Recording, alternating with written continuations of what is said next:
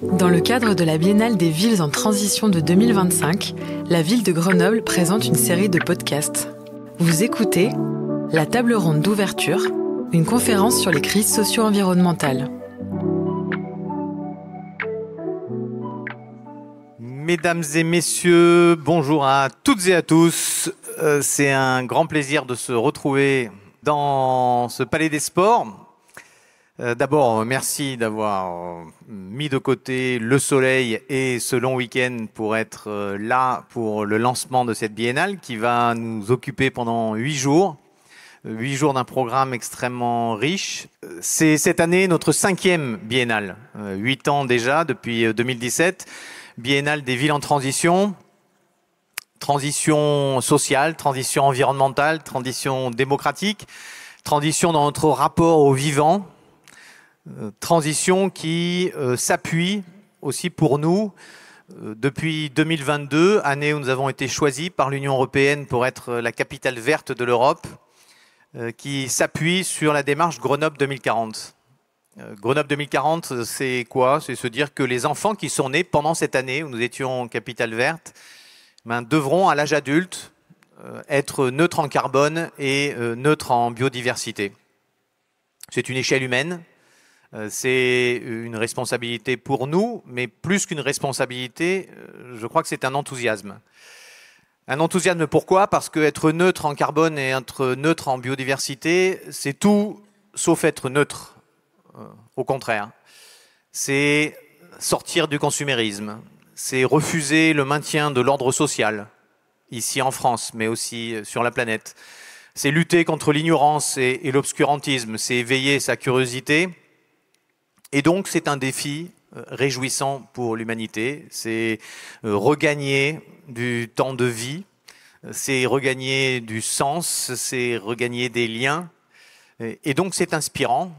C'est à la fois très concret, parce que en parlant des villes en transition, nous parlons de nos façons de nous loger, de nous déplacer, de nous alimenter, de prendre soin de notre santé, d'amener de la sécurité et de la solidarité sur notre territoire. Nous parlons d'éléments très concrets de notre vie quotidienne, comme quand nous avons rompu notre contrat avec Deco pour la publicité et donc retiré la publicité de l'espace public municipal. C'est donc éminemment politique et cela nécessite du débat public. Et cette biennale des villes en transition, elle s'inscrit là-dedans. Comment accueillir à Grenoble, ville pionnière historiquement, comment accueillir des délégations de partout en France et de partout dans le monde, puisque nous accueillons une vingtaine de délégations internationales cette année. C'est accueillir, échanger, rêver. C'est aussi venir nous inspirer de ce qui se fait ailleurs. Et puis, comme à chaque biennale, nous avons choisi de mettre cet événement sous le signe de marraines, en l'occurrence pour cette année. Et donc, nous avons le plaisir d'accueillir 2 marraines dont les messages nous portent et nous inspirent. Elles seront là dans quelques minutes à mes côtés. Fatima Ouassak, d'abord, que je remercie d'être là.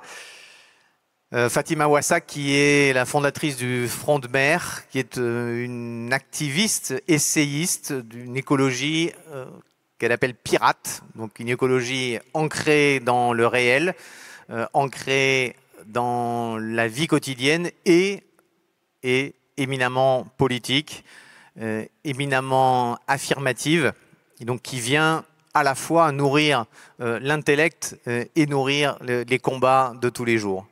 Un grand merci à elle d'être là. Elle nous parlera de beaucoup de choses, sans doute. Son dernier livre est aussi à la première personne du pluriel, ce récit du passage, de l'accueil. Et c'est là pour nous une source de réflexion toujours extrêmement stimulante. Deuxième marraine, elle nous vient de loin. J'ai eu la chance de la rencontrer à Rio lorsque je présidais l'Organisation mondiale de la démocratie participative C'est Monica Benicio. Monica Benicio, c'est une activiste militante conseillère municipale de Rio, donc une élue qui a fait un combat pour le féminisme, un combat pour les droits des LGBT, un combat pour l'égalité des corps et donc pour la lutte pour les minorités racisées notamment, qui est un grand défi au Brésil, comme chez nous, je le rappelle. Nous sommes aujourd'hui dans cette journée anniversaire, dans cette journée nationale de l'abolition de l'esclavage, et il y a tant à dire sur le sujet. Et c'est des façons de combattre et de s'engager, là aussi très militants, très politiques, très inspirants, qui s'appuient notamment sur la place des femmes. Monica est aussi la veuve de Marielle Franco. Marielle Franco, elle marque aujourd'hui l'espace public de Grenoble, puisque nous avons un arrêt de tram à son nom, et qui était une militante, là aussi, des droits au Brésil, qui l'a payé de sa vie en 2018. Tout cela, ça nous parle aussi parce que ces combats pour gagner des sécurités, pour faire société autour des communs, pour nourrir toujours ce que nous avons de plus émancipateur en nous, de plus collectif aussi en nous, en respectant chacune et chacun. Tout cela se traduit aussi dans notre vie municipale, et notamment lors du dernier conseil municipal, nous avons voté un plan de lutte contre le racisme, l'antisémitisme et de lutte contre les discriminations raciales. Nous avons un éminent besoin de travail en la matière, et je voudrais que nous applaudissions ensemble aussi une figure qui a marqué la vie militante grenobloise de ces 50 dernières années, Marie-Thérèse Lioré, qui nous a quittés cette semaine et qui a accompagné tant d'entre nous et aussi qui a combattu toujours pour l'égalité, combattu pour l'accueil des immigrés algériens, combattu pour les droits de tous les migrants et combattu dans la joie, la solidarité, le collectif, la culture et la danse. On la voyait souvent danser avec Jo Briand, son acolyte militant. Et cette figure qui nous a quittés, elle nous a portés, mais elle peut continuer à nous porter, et je vous demande de l'applaudir.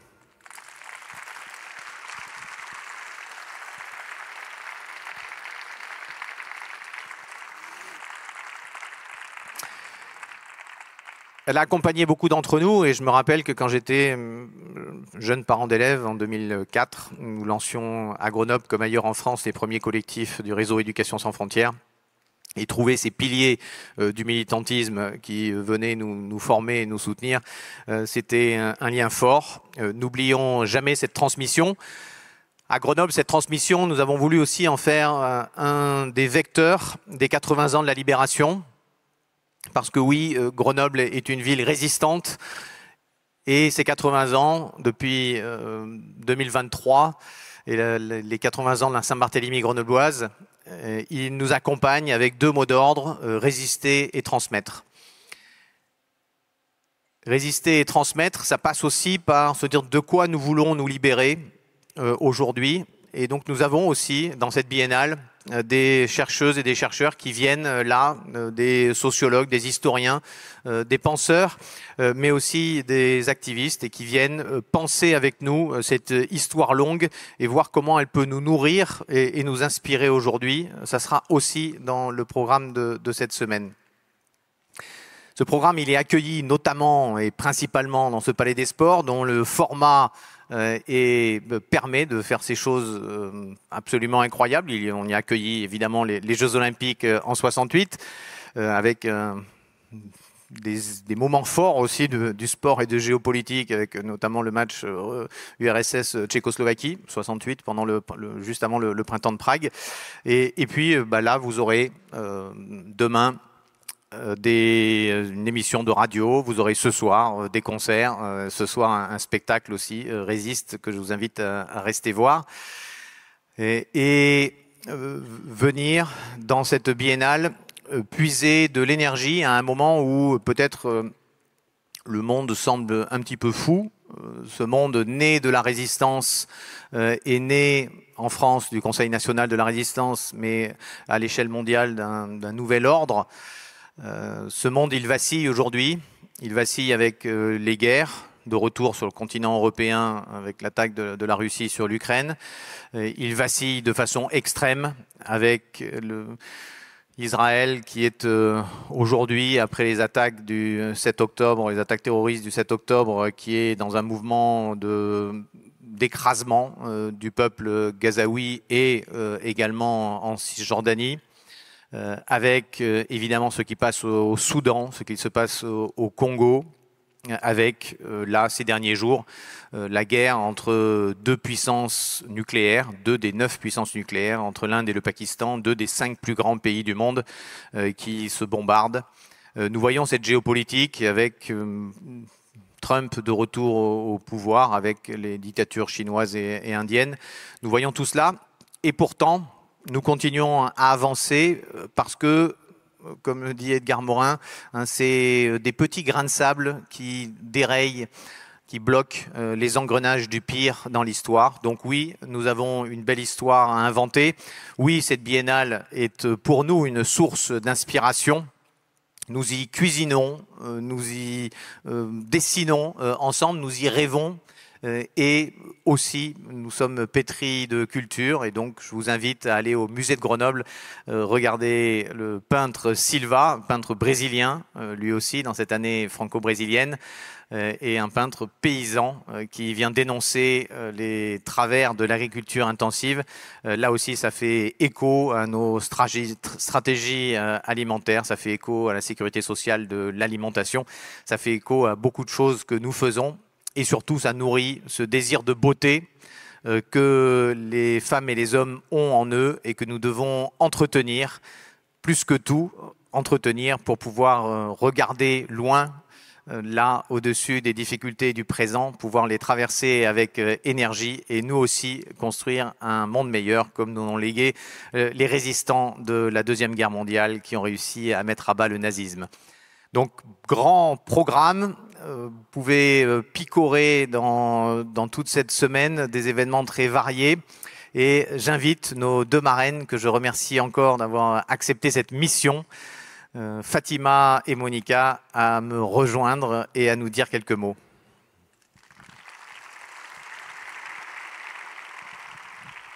Bonjour à toutes et tous. Bonjour tout le monde. Je commence par dire que je suis ravie d'être avec vous. Je remercie évidemment Éric Piolle pour cette très très belle invitation et l'honneur qui m'est fait d'être marraine, surtout aux côtés de la camarade. Alors c'est un honneur et je le vis aussi comme un changement plutôt agréable, plutôt favorable. Parce que alors, moi je suis plutôt dans le genre antiraciste, radical. Je ne parle pas de transition. je ne parle pas d'adaptation. Ce ne sont pas des mots que j'utilise, qui font partie de mon champ lexical, de radical. Non, moi je parle plutôt de nécessaire transformation, rupture. Je parle de ségrégation. La ville, quand j'en parle, je ne dis jamais « nous ». Et j'en parle pas comme d'un espace, d'un territoire qui serait homogène.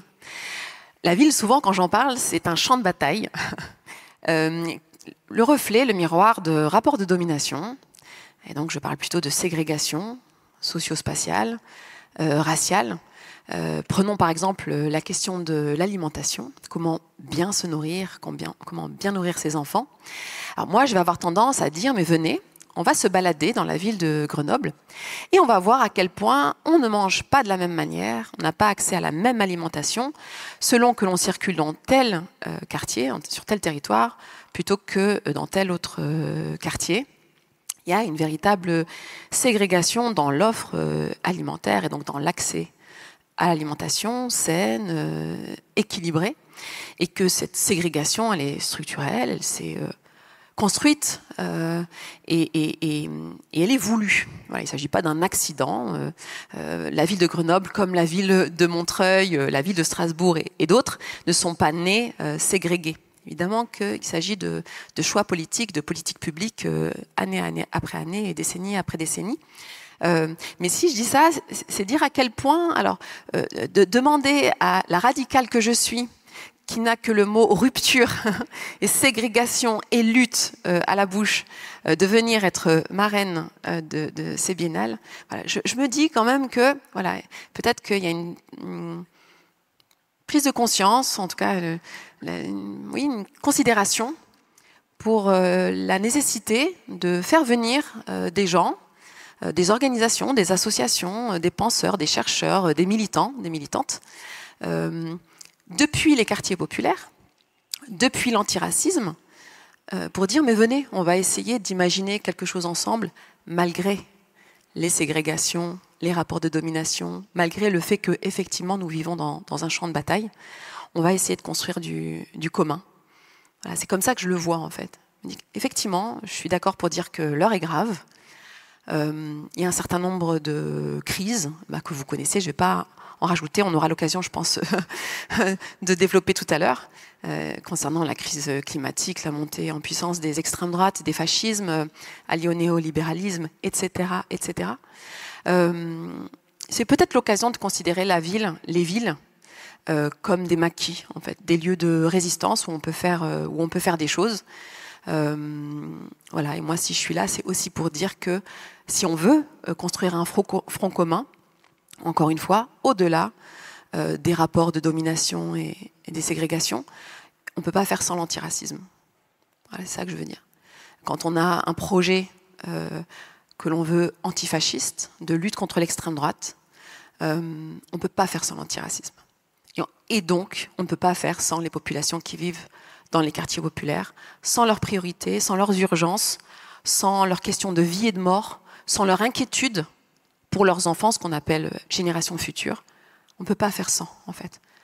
Donc, pour l'instant, ce sont des populations qui ne sont pas si présentes autour de la table. Ce n'est pas un scoop que de le dire. Mais je pense qu'il faut passer la deuxième...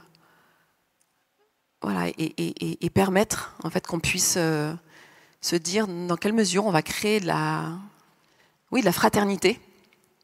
Encore une fois, parce que l'heure est grave et j'aurai l'occasion d'être plus dans le détail tout à l'heure. En tout cas, voilà, merci beaucoup pour cette invitation et je donne la parole à la camarade. Bonjour. Primeiramente, eu gostaria de agradecer ao prefeito Éric pela oportunidade de estar aqui nesse evento, também de ser madrinha. Agradecer a Alice, que será minha voz em francês. Eu poderia, pelo que ouvi aqui da interpretação da fala da minha companheira, ter já retirado aqui o meu momento de fazer as considerações, porque eu tenho um acordo absolutamente pleno com o que ela colocou. Mas, como eu não falo francês, vou dar aqui o meu depoimento em português com a ajuda da Alice, que vai me traduzir aqui momento por momento. Bonjour à tous.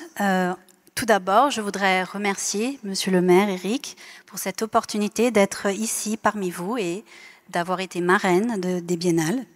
Alice va être mon interprète, elle sera donc ma voix en français. Et de tout ce que j'ai entendu, j'ai pu accompagner l'interprétation vers le portugais de ce qui a été dit par ma collègue. Et je pourrais même me retirer parce que je suis tout à fait d'accord avec ses propos. Néanmoins, je vais quand même me proposer ma version en portugais qui sera donc traduite en français. Eu venho do Brasil e do Rio de Janeiro, uma cidade que é belíssima na sua paisagem, mas profundamente desigual.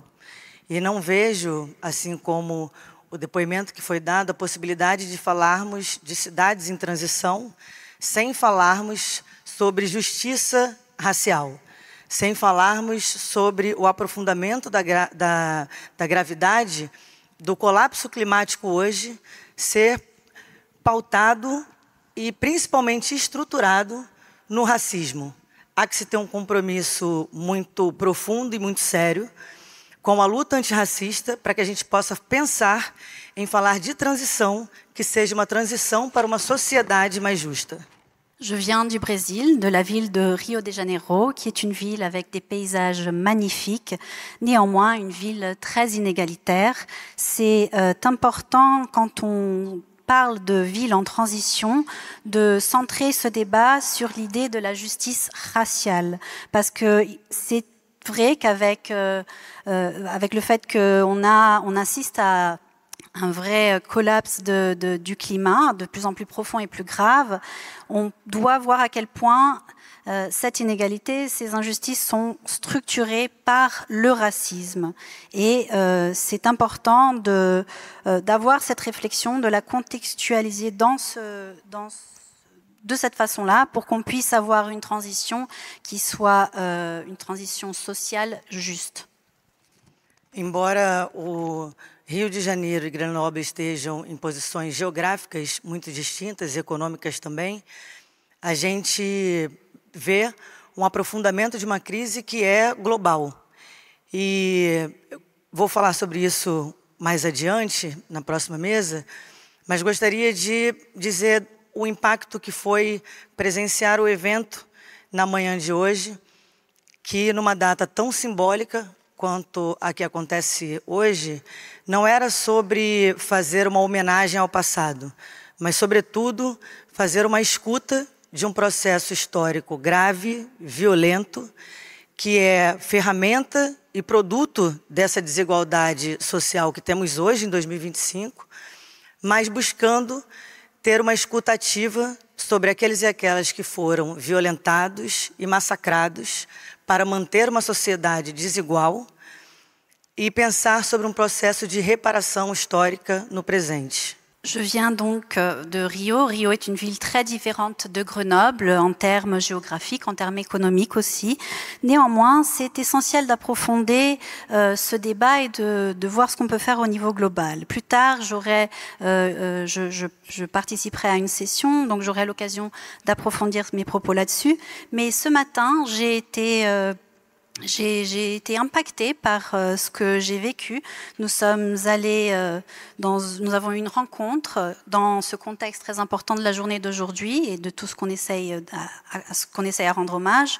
Et c'était important de voir que c'était configuré non seulement pas pour rendre hommage à ce qui s'est passé ou à cette mémoire, mais plutôt pour écouter les personnes qui ont vécu ce processus historique extrêmement grave, extrêmement violent, qui a été l'esclavage, pour arriver et qui a, d'une certaine façon, nourri les inégalités sociales qu'on peut percevoir aujourd'hui. Donc on a été là pour les écouter, pour avoir leur rapport, leur histoire de violence et pour essayer de faire le lien entre les inégalités qu'on perçoit aujourd'hui et à quel point il est essentiel d'avoir une réparation historique.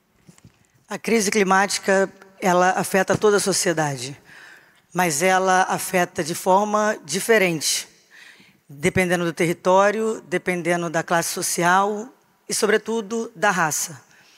Então, é um efeito global, mas a gente sabe que aqueles e aquelas que mais sofrem com seus impactos são a população que está em situação de maior vulnerabilidade. E a população que está em situação de maior vulnerabilidade foi historicamente colocada nesse lugar de vulnerabilidade e de violência social. Portanto, se não houver um compromisso do poder público de fazer uma mudança radical e profunda para que essa transição social possa existir com justiça climática efetiva, a gente não consegue avançar se não colocar o debate de classe e de raça no centro do pensamento do avanço dessa transformação. No próximo painel que vamos estar juntas, eu falo um pouco mais detalhadamente disso, para a gente ter uma tradução simultânea e eu poder falar mais aqui para vocês, mas agradeço, Alice, ser minha voz em francês. Le changement climatique, il affecte tout le monde, bien sûr, mais pas de la même façon en fonction de notre territoire, de notre classe sociale et de notre race. C'est pourquoi, en effet, il y aura un impact global du changement climatique, mais l'impact va être beaucoup plus ressenti par les populations les plus vulnérables. Et souvent, ces populations plus vulnérables, elles ont été marginalisées, vulnérabilisées de façon intentionnelle historiquement. Et c'est pourquoi elles subissent autant de violences, que ce soit des violences sociales, mais aussi des violences climatiques. Donc si les pouvoirs publics n'arrivent pas à changer cette façon de faire pour avoir plus de justice, plus d'égalité, on ne pourra pas avancer dans ce débat qui doit vraiment se centrer sur l'inégalité de classe, l'inégalité raciale, et j'aurai l'occasion de parler un petit peu plus sur cette thématique dans la table ronde qui suivra celle-ci, et ce sera en simultané, donc je pourrai m'approfondir un petit peu plus. Merci beaucoup.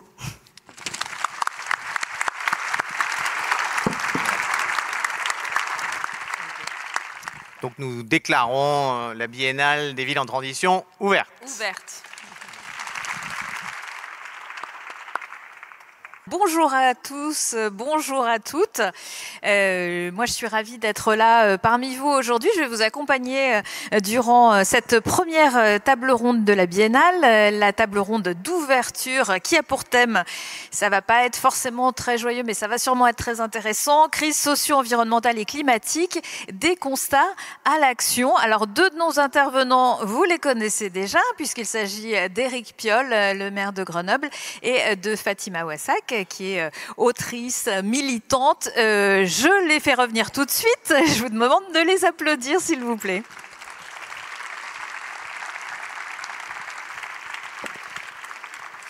Et le troisième, vous ne l'avez pas encore vu, mais il va venir nous rejoindre tout de suite. C'est un éminent paléonto-climatologue. Je vous demande d'applaudir Jean Jouzel.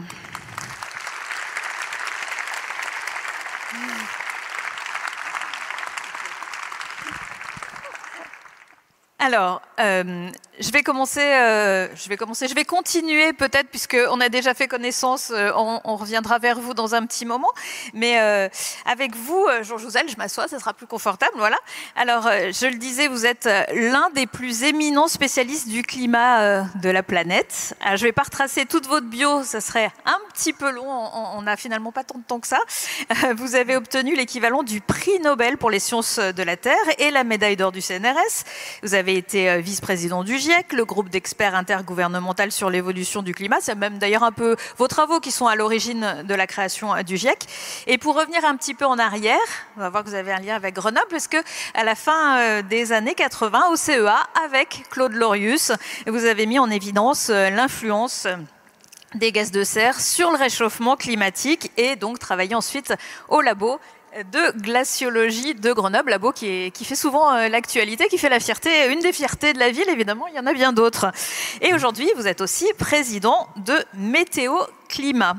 Voilà, alors évidemment, je vous apprendrai rien en vous disant, parce que j'imagine que certaines des personnes qui sont dans la salle suivent ces sujets de très près. 2004 a encore été une année record en termes de réchauffement, et selon l'Observatoire européen Copernicus, qui analyse des milliards de mesures issues de satellites, donc c'est pas au doigt mouillé, hein, des stations météo, d'autres outils, ce réchauffement en avril, donc il y a tout juste quelques jours, celui qui vient d'être mesuré, était encore au-delà de 1,5 degré. 1,5 degré, c'était la limite idéalement à ne pas dépasser selon l'accord de Paris. On voit bien qu'on n'a pas pris la bonne direction. Le constat est assez alarmant, Jean Jouzel. Oui, bonjour à tous et à toutes. Alors, tout d'abord, merci de cette invitation, cher Éric. Alors, merci à un double titre. Je suis à un double titre, invité disons, à la Biennale, bien sûr, des villes en transition, mais aussi, je suis là au titre de la tournée du climat et de la biodiversité qui nous accueille dans le hall, et je remercie tous ceux qui s'y impliquent. Voilà, disons que cette tournée, l'association que je préside, Météo et Climat, disons, est impliquée dans l'organisation de cette tournée. Voilà, et merci pour ce double accueil. Oui, rien ne va plus, hein, Marie-Caroline, c'est vrai. Voilà, nous sommes... disons, au-delà des 1,5 degré. C'est quoi l'idée? L'idée, ce serait quand même que nous soyons capables de préserver pour les jeunes d'aujourd'hui des conditions auxquelles ils puissent s'adapter dans la deuxième partie de ce siècle. Et c'est ça tout le problème. C'est-à-dire, c'est au cœur de l'accord de Paris que vous avez mentionné. à savoir que, disons, si on veut on a une capacité d'adaptation, mais si on veut s'y adapter sans trop de difficultés, ce serait mieux d'être bien en deçà de 2 degrés. Et les pays les plus vulnérables, ça a été mentionné par Monica, et les populations les plus vulnérables pensent aussi que ce serait beaucoup mieux de limiter à 1,5 degré. Et nous y sommes. Donc c'est vraiment l'objectif, mais pour atteindre cet objectif par rapport aux jeunes d'aujourd'hui, aux générations futures, c'est aujourd'hui qu'il faut agir. C'est-à-dire aujourd'hui, on a un double devoir. On doit effectivement s'adapter aussi. Donc les villes en particulier sont au cœur de l'adaptation au réchauffement climatique. Pour moi, c'est très important. Je pense que nous y reviendrons. Mais aussi, on doit lutter contre le réchauffement climatique, c'est-à-dire diminuer nos émissions. Voilà, je rappelle, l'objectif, c'est neutralité carbone à horizon 2050 pour 1,5 degré. On risque de ne pas y parvenir. On part plutôt vers 3 degrés avec des conséquences très importantes. Et donc, on a vraiment à dire vraiment les difficultés dans lesquelles nous sommes et à faire appel à tous les ressorts de l'action. C'est ça qui est très important. Et je crois que l'action peut être largement aussi dans les villes, bien sûr, dans les territoires. Tout le monde doit regarder dans la même direction. Et c'est peut-être un peu ça la difficulté actuellement. Voilà, on a parlé des inégalités, des difficultés. On y reviendra par rapport aux populations les plus vulnérables. Mais il y a aussi actuellement un autre mot qui nous manque beaucoup dans notre vocabulaire, c'est la solidarité. Je ne crois pas qu'on y arrivera si on n'a pas, à prendre la mesure du réchauffement climatique, si on n'a pas vraiment un esprit de solidarité qui est en train de nous quitter au niveau planétaire. Et c'est ça aussi le point assez important. Quelles sont les principales causes de ce réchauffement climatique, en tout cas ces dernières années? Donc c'est clair. Donc nous avons le réchauffement climatique, ce 1,5 degré supplémentaire. Alors, c'est à l'échelle planétaire, c'est un peu plus en France. On n'est pas loin de 2 degrés. Je pense actuellement. Et ce réchauffement planétaire, il est entièrement dû à nos activités. Donc, il est dû à nos activités et très probablement de façon complète. C'est-à-dire la façon la plus simple de l'expliquer, c'est de l'attribuer entièrement à nos activités. Il y a évidemment une variabilité naturelle du climat, mais ça ne peut jouer que sur l'ordre plutôt du 10e de degré. Voilà. Alors, nos activités, c'est quoi? C'est les émissions de gaz à effet de serre. Je ne vais pas donner trop de chiffres, mais l'an dernier, on a émis 60 milliards de tonnes d'équivalent CO2. Donc, 37 liés donc le premier coupable, oui, je dirais coupable par moment, c'est son utilisation de combustibles fossiles, 37 milliards de tonnes.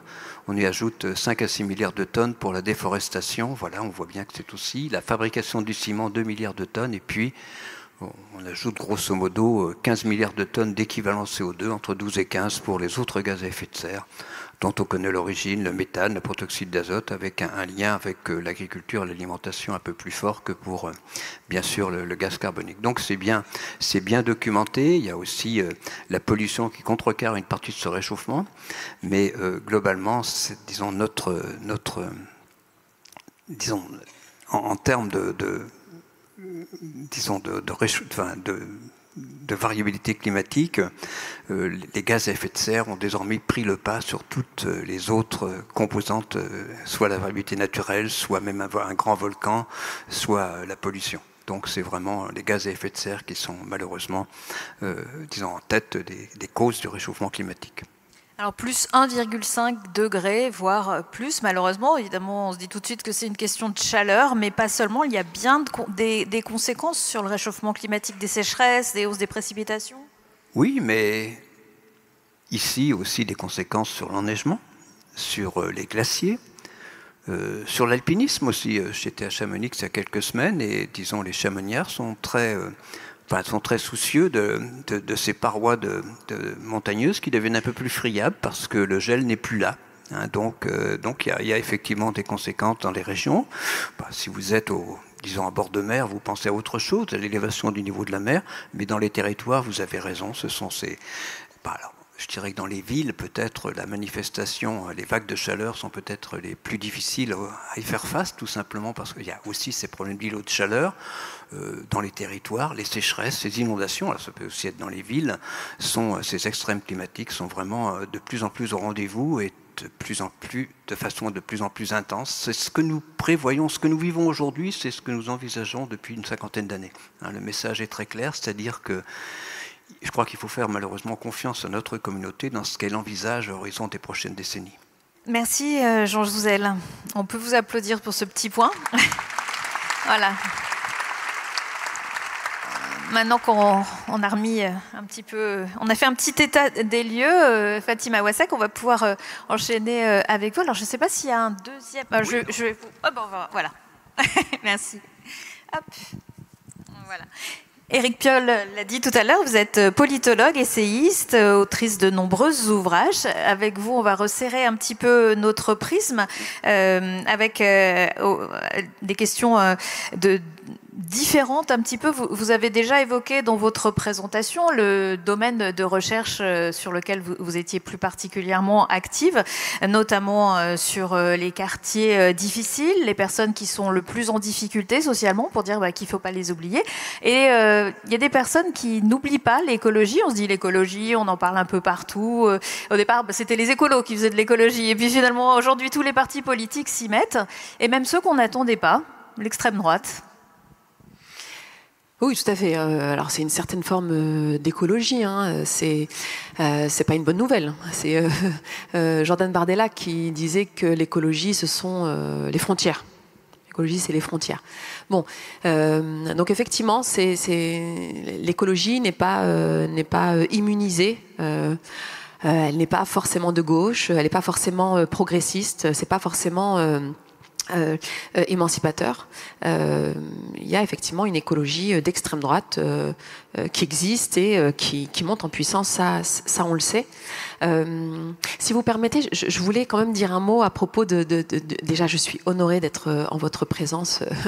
Je balbutie là après tout ce que vous venez de présenter. Simplement, je voulais revenir sur le lien entre cette question des injustices et la nécessaire solidarité. Vous disiez, ce mot n'est pas assez présent, on n'en parle pas suffisamment, etc. Moi, je voulais juste me glisser entre ces deux mots pour dire que ça va être difficile d'observer ces injustices, de les constater, s'en attrister, et de dire, mais finalement, regardez, on est quand même dans le même bateau, parce qu'on va tous et toutes subir les conséquences de ce dérèglement climatique. Et donc, venez, soyons solidaires et menons des actions. Et donc, moi, je suis d'accord sur ce terme, il faut être en mouvement. Menons des actions pour lutter contre le dérèglement climatique. Ça va être difficile s'il n'y a pas une étape qui consiste à lutter contre les injustices, précisément les injustices, j'insiste là-dessus, raciales et coloniales. Je m'explique sur cette urgence et cette nécessité. Il se trouve que parmi les terres qui sont les plus ravagées, il y a ces terres qui sont habitées par les populations qui sont les plus sous-humanisées, les plus déshumanisées, les plus victimes de racisme. Il y a là une coïncidence quand même. Les terres qu'on doit le plus protéger, ce sont ces terres qui sont habitées par des personnes qui sont dépossédés de leur pouvoir politique, qui sont sous-humanisés, etc. Donc on voit bien que même si on a dans le viseur cette action pour lutter contre le dérèglement climatique, lutter contre les ravages causés à la Terre, et à ces terres-là en particulier, on voit bien que dans le même moment, dans le même temps, il faut lutter aussi contre la déshumanisation, la sous-humanisation des populations qui habitent ces terres. Il faut lutter pour que ces populations aient plus de pouvoir politique. Le pouvoir de dire non, nous refusons tel ou tel ravage, nous refusons telle ou telle autoroute, tel ou tel centre commercial, tel ou tel data center, etc. etc. Donc on voit bien que, oui, nous sommes condamnés, c'est ce que je disais un petit peu tout à l'heure, nous sommes condamnés à mener ces deux luttes de front, une lutte contre le dérèglement climatique et une lutte antiraciste, sinon tout simplement ça ne marchera pas. Je veux dire, quand on va dans les quartiers populaires et que on invite les populations qui y vivent en disant mais venez, rejoignez-nous sur ce front écologiste précisément contre le dérèglement climatique, mais ces populations peuvent nous répondre mais vous me demandez de protéger une terre alors qu'on me répète à longueur de temps et de plus en plus d'ailleurs que cette terre, je n'y suis pas légitime et que mes enfants qui grandissent pourtant n'y sont pas légitimes. Donc voilà, donc charge aux responsables politiques aussi, aux parents que nous sommes aussi, à la société civile, de répéter à ces gens-là, à ces enfants-là, cette terre, c'est la vôtre. Vous y êtes légitime aussi et on va se battre pour une égale dignité humaine. Donc voilà, donc c'est pas une option, c'est pas quelque chose qu'on peut mettre de côté en disant non mais concentrons-nous quand même sur la solidarité et sur l'action contre le dérèglement climatique. Non, non, il va falloir passer quand même par cette étape de lutte antiraciste et anticolonialiste. Alors oui, tout à l'heure je disais quand même les observations qui ont été faites de cette lutte contre le dérèglement climatique à l'heure de Trump, c'est-à-dire à l'heure où on nous met en situation d'impuissance politique, où on nous explique que c'est trop tard, qu'on ne peut pas faire grand-chose, que les changements structurels qui sont pourtant nécessaires, étant donné l'urgence climatique, et notamment des changements structurels pour plus de justice, on sait que, je l'ai dit à l'instant, c'est lié, on nous explique que ces changements structurels n'auront pas lieu. Il y a dans le même temps une alliance de plus en plus forte entre les fascismes et le néolibéralisme, et on sait bien que fascisme et néolibéralisme vont causer encore plus de ravages. Alors face à ça, donc avec ces observations, qu'est-ce qu'on peut faire? Alors moi, il y a une phrase de Fanon que j'aime bien, que je cite de plus en plus, Frantz Fanon, donc penseur décolonial, résistant aussi, qui a participé à la lutte de libération, lutte révolutionnaire algérienne. Et alors Frantz Fanon écrivait dans Les damnés de la terre: chaque génération doit, dans une relative opacité, découvrir sa mission, la remplir ou la trahir. Découvrir sa mission, la remplir ou la trahir. Donc voilà, moi j'aime bien ces envolées lyriques qui parlent de mission, où nous avons notre part à jouer. Et face à ça, j'ai l'impression que cette mission peut consister, alors soit, et c'est tout à fait honorable, à dire, mais alors c'est tellement dur aujourd'hui que la stratégie que l'on peut choisir doit être une stratégie de repli. Il faut arrondir les angles, il faut mettre de l'eau dans notre coca, dans notre vin. Voilà. En tout cas, il faut tamiser, il faut tempérer. Ça, c'est une stratégie possible de dire, mais vraiment, ça va trop vite. Il faut ralentir le train qui pourrait sinon tous nous précipiter dans les abîmes. Donc, vraiment, ralentissons. Ça, c'est une stratégie possible, donc une stratégie de repli. Et puis, il y a une autre stratégie possible, c'est au contraire d'accélérer. C'est de radicaliser, c'est de cliver, c'est de foncer, en fait. Voilà. Bon, moi, je fais partie de celles et ceux qui pensent qu'il faut accélérer, radicaliser, voilà, et prendre à bras le corps le combat, notamment le combat antifasciste, et antiraciste, et féministe, et des combats d'émancipation. Voilà. Moi, je pense qu'il faut vraiment passer à la deuxième, que c'est maintenant ou jamais, en fait, qu'effectivement, on est à une sorte de tournant. Et André Gortz disait c'est soit la civilisation, soit la barbarie. Et je pense effectivement qu'il y a de ça en ce moment. Alors là, on parle au niveau local.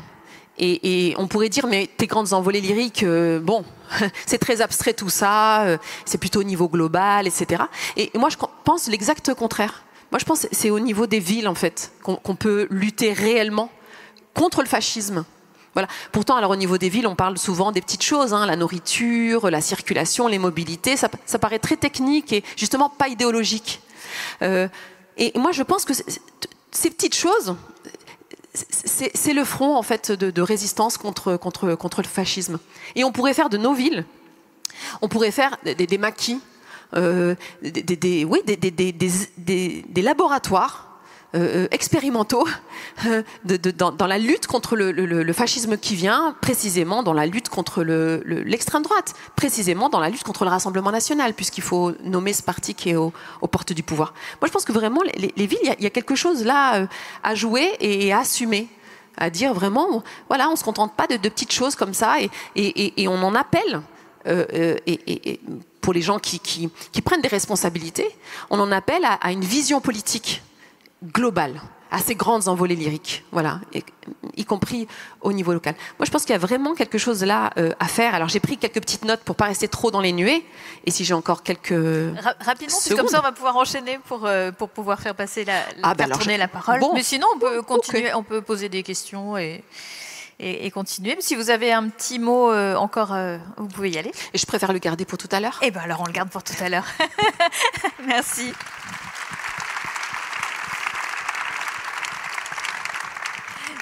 Sur ces premières prises de parole, Éric Piolle, vous aviez souhaité intervenir sur la question qu'on ne voit pas comme ça dans le titre, mais qui est la question de la santé et qui est évidemment primordiale, parce que quand on a la santé, c'est l'essentiel, c'est bien ce qu'on se dit. Oui, disons que c'est un des fils qui permet d'avancer dans cette métamorphose ou cette transition. J'aime bien le terme de métamorphose aussi, mais le terme de transition, il marche pas mal parce qu'il y a ce mouvement qui a été fondé par Rob Hopkins et qui finalement crée des dynamiques internationales.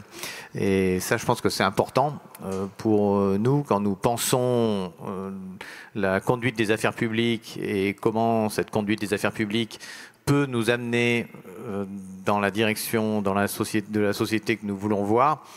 Nous cherchons à la fois les ruptures que nous pouvons poser et nous cherchons ce qui peut lier, en fait, qui peut mettre en mouvement et fédérer tout le monde, tout en ayant un objectif de réduction des inégalités. Et donc la santé, pour ça marche très bien. La définition de l'Organisation mondiale de la santé, c'est un état de complet bien-être mental et physique. Donc c'est bien plus que l'absence de maladie ou l'absence d'infirmité.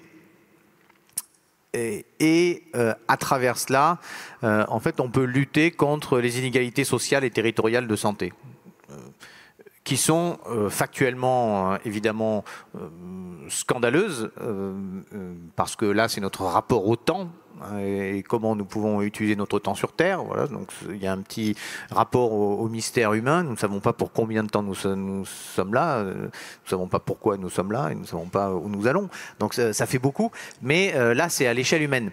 Et donc cette question-là, en fait, permet à la fois de dire, bon ben voilà, les Hauts-de-France par exemple, le Nord-Pas-de-Calais, c'est 4 ans d'espérance de vie de moins que la moyenne des Français. Ça permet de dire, tiens, les évolutions, les lois sur le travail, les lois Hartz en Allemagne, ça a eu une baisse de l'espérance de vie, pas l'espérance de vie en bonne santé, mais une baisse de l'espérance de vie pour les deux derniers déciles de la population allemande. Donc les 20% les moins aisés des Allemands ont vu leur espérance de vie baisser. Ça permet de dire que les inégalités sociales et territoriales à l'échelle d'une ville, elles sont criantes, et donc 14% de pauvreté en France, un petit peu plus ça monte. Voilà, la baisse du chômage n'a pas permis de sortir de la pauvreté, loin s'en faut, un nouveau rapport venait le montrer, que dans les villes c'est là qu'il y a le plus de pauvreté, puisque évidemment c'est aussi un havre à la fois d'anonymat, de solidarité, de services publics, et donc c'est plus de 20% de pauvreté dans les grandes villes, que si on descend à l'échelle des enfants, c'est plus d'un enfant sur 3 à Grenoble. Ville pourtant riche, qui va bien, pionnière, économie, machin, bon, toutes nos forces. Mais malgré ça, c'est quand même un enfant sur 3 qui naît dans une famille sous le seuil de pauvreté. Et donc en travaillant les questions de santé, on a à la fois quelque chose qui intéresse tout le monde, quelle que soit la situation économique ou culturelle, et un vecteur de réduction des inégalités sociales et territoriales. Et puis il y a une deuxième dimension qui est pour moi très forte dans pourquoi on a choisi la santé comme l'espace public, qui aussi appartient à tout le monde, donc dans lequel il se passe plein de choses et donc dans lequel on peut retrouver des conflits d'usage ou une société du commun, c'est que ça permet de territorialiser le débat, de nous ramener à notre condition de mammifère. Nous sommes dans un territoire, et donc ça permet un peu de s'affranchir de cette difficulté incroyable dans la lutte contre le changement climatique, qui est que le climat des prochaines années ou l'évolution des niveaux de l'eau en fait est déjà connu, parce que c'est sur les émissions de gaz à effet de serre que nous avons déjà faites. Donc celles que nous sommes en train de faire sont en train d'impacter le climat dans 20 ans, 30 ans. Donc il y a un décalage dans le temps. Et puis il y a un décalage, surtout une absence de prise dans l'espace, puisque quand bien même nous dirions, nous arrivons, nous, à la neutralité carbone. Si les autres ne le font pas, on prend quand même les effets du dérèglement climatique. Donc on se dit finalement, à quoi bon? Et donc ça peut engendrer d'autres phénomènes qui viennent nourrir les prédations. Et en ce moment, on est vraiment dans des logiques de prédation qui sont poussées à l'extrême. Avec la santé, avec la pollution de l'eau, de l'air, des sols, là, on a un bénéfice direct. Voilà. Quand on améliore les choses, non seulement c'est bon pour le climat, non seulement donc c'est bon pour notre rapport global à l'humanité, mais c'est bon pour nous ici et maintenant. Si nous atteignons le niveau de pollution de l'air recommandé par l'Organisation mondiale de la santé en 2030, c'est pour les habitants du bassin grenoblois, les 700 000 habitants du bassin grenoblois, 3 mois et demi d'espérance de vie. Et les chercheurs ont calculé que c'est d'ici 2045, 8,5 milliards d'euros d'économie. Donc on se retrouve à un point qui est radical dans le terme où c'est à la racine, et qui nous permet de tirer des fils de façon transversale dans toutes les politiques. Quand on parle de santé, on va parler de sport et santé. On peut parler d'alimentation, évidemment, et santé. Et en ce moment, avec la sécurité sociale de l'alimentation, on est au cœur de sujet. On va parler d'urbanisme et de santé. Et nous avons une charte d'urbanisme favorable à la santé, où nous travaillons à l'échelle de quartiers, notamment à Flaubert, qui est un peu notre quartier phare, pionnier, pilote en la matière. Nous regardons les questions de santé et les questions d'urbanisme et d'aménagement urbain, pas que les questions de pollution de l'air, mais qui nous amènent à faire des constructions en paille et bois dans une école de la Villeneuve, ou des constructions en terre et bois à Flaubert. Donc ça nous permet en fait de tirer des fils comme ça extrêmement forts. Ça nous permet de tirer des fils de prévention de santé mentale, qui est un sujet majeur, qui pour moi a été mon plus gros choc. On vous demande toujours quand vous devenez maire, alors c'est quoi la surprise? Moi j'ai dit 2014, c'était la santé mentale de la population, voilà, que j'ai pris en pleine face parce que je n'avais pas cette perception. Je voyais dans mon milieu des burn-out pendant le temps, des gens qui avaient travaillé trop, qui avaient des conflits internes très forts. Mais en devenant maire et en tout d'un coup appartenant, si je puis dire, à l'ensemble de la population, et donc en rencontrant l'ensemble des habitants, j'ai pris conscience de cet état de fragilité mentale extrêmement fort, qui ne s'est pas amélioré depuis, pas amélioré avec le Covid, pas amélioré avec tout ce que derrière vous avez pu lire, notamment sur la santé mentale des jeunes, qui est évidemment un de nos soucis premiers. Donc, à travers cette question de la santé, il y a toute cette politique transversale et à la fois des éléments très concrets qui vont de centres de santé dans les quartiers populaires avec nos projets avec l'AGEXA, l'association des centres de santé à Grenoble, où là on retrouve 18 000 habitants de quartiers populaires qui sont soignés par ces médecins qui font un travail militant remarquable. Et ça marche aussi pour quand on fait on oblige, je sais pas comment, oui, on oblige, puisqu'on conditionne nos subventions aux clubs sportifs à des formations aux violences sexistes et sexuelles pour l'ensemble des clubs. Tout ça contribue d'une même politique et d'un même fil rouge qui parle à tout le monde et qui pourtant réduit les inégalités sociales et territoriales de santé. Alors Jean Jouzel, on vient de le voir avec Fatima Ouassak et Éric Piolle à quel point la ville est un échelon pertinent pour essayer de lutter contre les crises socio-environnementales. Pourtant, les villes, globalement, ne sont pas adaptées au réchauffement climatique quand on voit tous ces bâtiments importants. Oui, merci. D'abord, permettez-moi de réagir, mais c'est lié par rapport à ce qu'ont dit Fatima et puis Éric. Oui, le problème d'injustice climatique est au cœur aussi de mes préoccupations. Je m'y suis beaucoup intéressé. D'ailleurs, vous avez rédigé un rapport avec le Conseil économique et social, c'était il y a plus de 10 ans. Voilà. Et justement, en France, une des injustices climatiques, c'est justement la difficulté des populations les plus modestes à faire face au réchauffement climatique, parce que, soyons clairs, disons, quand il y a des vagues de chaleur, il y a ceux qui peuvent quitter la ville. C'est mon cas, quand je suis à Paris, c'est invivable, mais je suis en Bretagne, et il y a ceux qui ne le peuvent pas, c'est très clair. Donc il y a vraiment une injustice très importante. Bon, une injustice j'aime aussi réagir. C'est un peu, donc, on sort un livre cette semaine, voilà, et un des chapitres. Il s'appelle comment ce livre ? Les orphelins de la planète, avec Alain Grandjean et Claude Henry, qui malheureusement est disparu au cours des dernières semaines.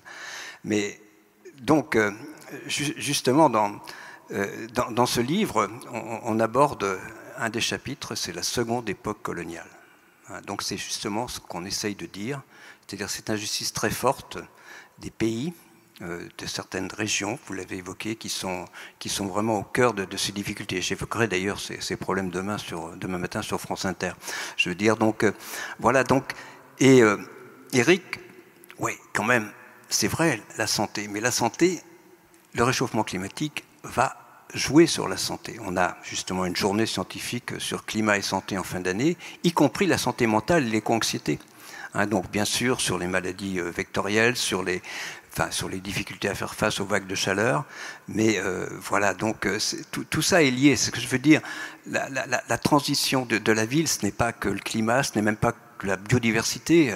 J'aime bien la conclusion du GIEC, c'est que le réchauffement climatique, c'est une menace pour notre humanité, pour la santé de notre planète, la nature qui nous entoure, mais c'est aussi une menace pour l'organisation de nos sociétés. Et ça, je suis vraiment, c'est ça que... Et bon, je partage aussi ce problème de clivage politique, très clairement évoqué. Voilà, donc c'est ça. Alors maintenant, pourquoi si les villes, c'est très important qu'elles s'adaptent au réchauffement climatique, c'est pas si facile. Voilà, je me suis intéressé pas mal à ce qui se passe à Paris, par exemple, mais c'est bon, disons que je pense que il y a des choses à faire dans les villes qui commencent à être faites, j'imagine aussi à Grenoble, parce que c'est pas facile Grenoble l'été, donc ça j'ai quelques souvenirs quand même, vous n'êtes pas les mieux placés dans cette cuvette. Voilà, je pense qu'il y a beaucoup de choses à faire, et en tout cas, c'est de prendre le problème au sérieux, mais bon, quand même... Bon, on le rappelle quelques chiffres, les grandes villes, c'est 70% des émissions de gaz à effet de serre, 70% de l'énergie, il y a beaucoup à faire. C'est vous qui avez la main, vous, les collectivités, les villes ou les collectivités au sens large, sur bâtiments, urbanisme, mobilité, les circuits alimentaires aussi. Donc tout cela, c'est quand même au cœur d'une stratégie d'adaptation des villes par rapport au réchauffement climatique. Mais il ne faut pas le prendre qu'à travers le réchauffement climatique. C'est vraiment une vision globale de l'aménagement d'une ville, et je suis d'accord, de son aménagement sociétal. Comment fait-on pour diminuer les inégalités? Parce que le premier risque du réchauffement climatique, c'est justement l'accroissement des inégalités entre pays, entre générations, entre populations de la même ville. Et c'est cela qu'il faut vraiment éviter et regarder cela dans, pas simplement, disons ponctuellement, les îlots de chaleur, mais c'est l'ensemble, avoir une vision globale de cette transition dont on parle aujourd'hui. Il faut vraiment soutenir les quartiers, parce que les quartiers, parfois, pour eux, la question aujourd'hui, c'est pas la fin du... Enfin, cette expression un peu éculée, mais c'est pas la fin du monde, c'est la fin du mois qui est important. Alors non, je crois que c'est les deux, mon capitaine. Je pense pas que on a besoin d'opposer fin du monde et fin du mois pour ces populations-là. En considérant que dans les quartiers populaires, voilà, l'essentiel, c'est de manger, de lutter contre la précarité, le chômage, etc. Comme si des enjeux de liberté, de contemplation, comme si ça c'était pas important. Mais on meurt de pas être libre. On meurt de ne pas pouvoir contempler la beauté du monde, de ne pas pouvoir contempler le soleil se coucher. Et c'est le cas dans les quartiers populaires. Souvent, ce sont les endroits les plus emmurés, où on ne voit souvent le soleil qu'entre 11h et 15h, donc en été, au moment où il est le soleil le plus agressif. On meurt de ça. Alors évidemment, c'est pas le chômage, c'est pas la précarité, etc. Mais c'est pas moins important. Ça fait partie en fait des aspirations humaines. Donc non, dans les quartiers populaires, il faut le dire, je pense qu'on est beaucoup à s'inquiéter du fait que, par exemple, nos garçons, nos adolescents, ne peuvent pas circuler librement à l'endroit où ils sont nés.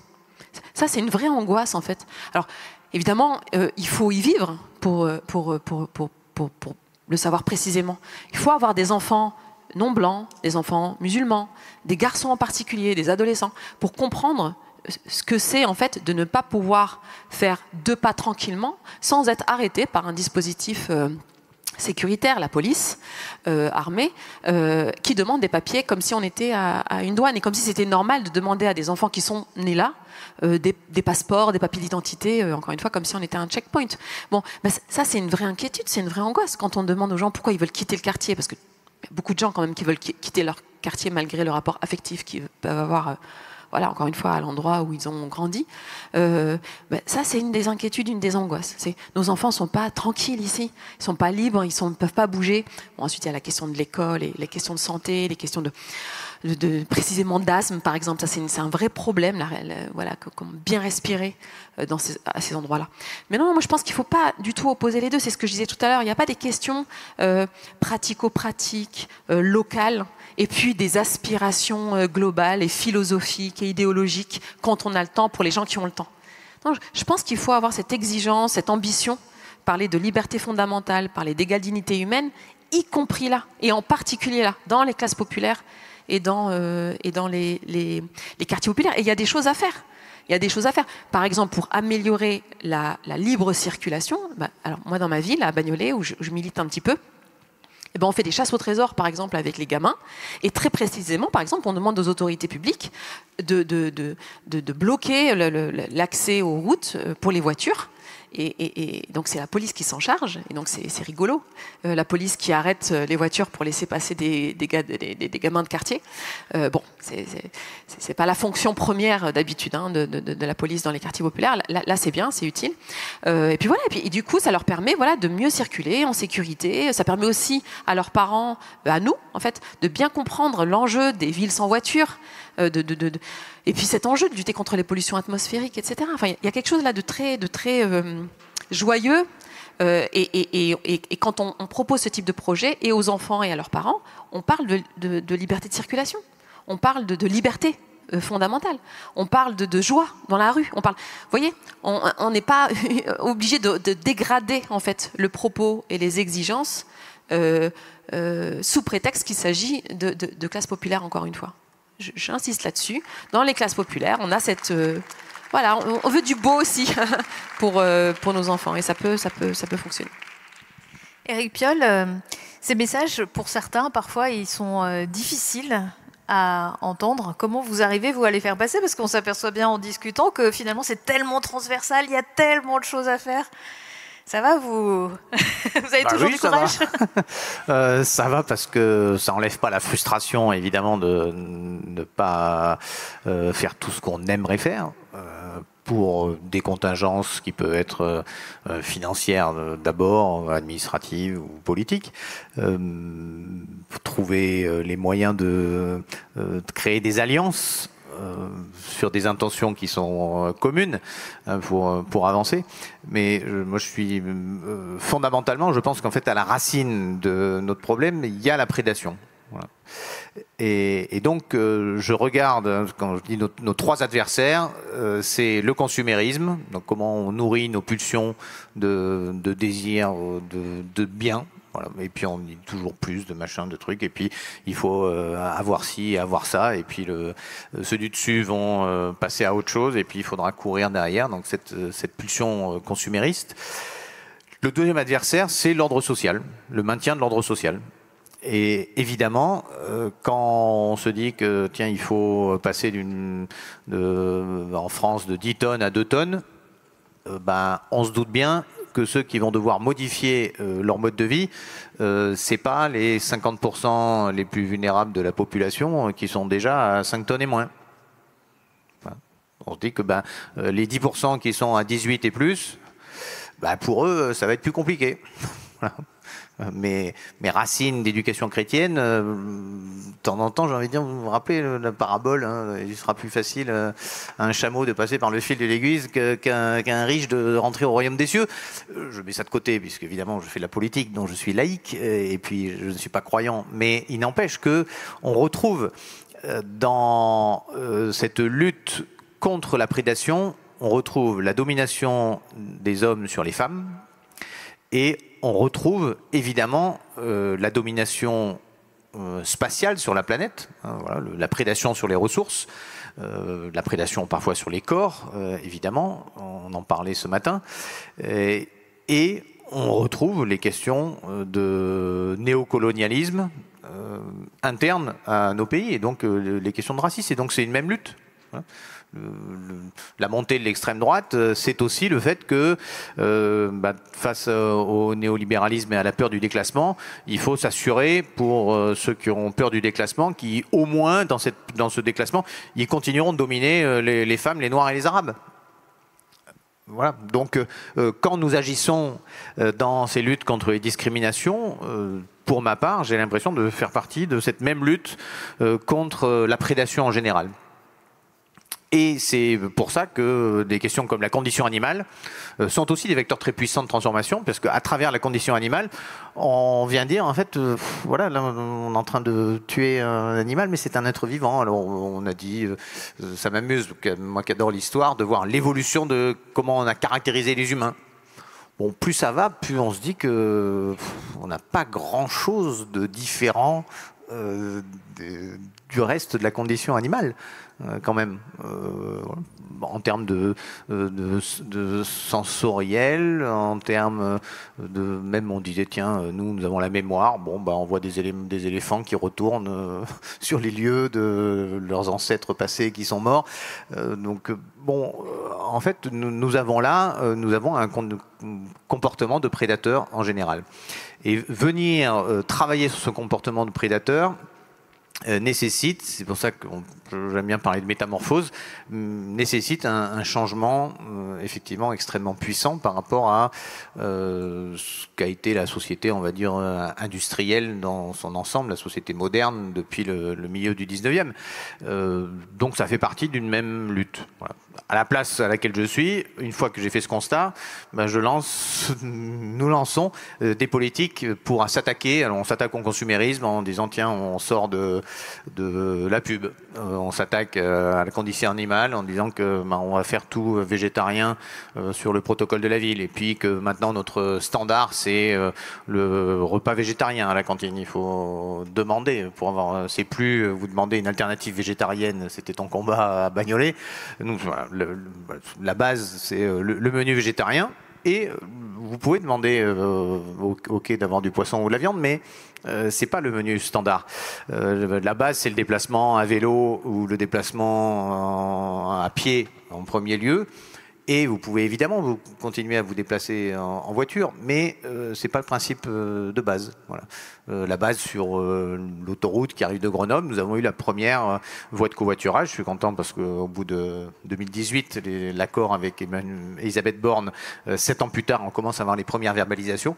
C'est une voie de covoiturage pour dire que dans une voiture, en fait, on se promène pas tout seul. Dans un char de 2 tonnes, on met pas 60 kilos de barbac humaine. Voilà, on doit pouvoir faire mieux. Oui, on est à 1,04 hein, sur les 100 000 voitures qui rentrent à Cluse de Vorep, 1,04 passagers par voiture. Voilà, on peut essayer de réduire le nombre, de faire plein de trucs, mais si déjà on est 2 ou 3 par voiture, on aura réglé une grande partie du problème. Et donc il y a tout pour moi c'est une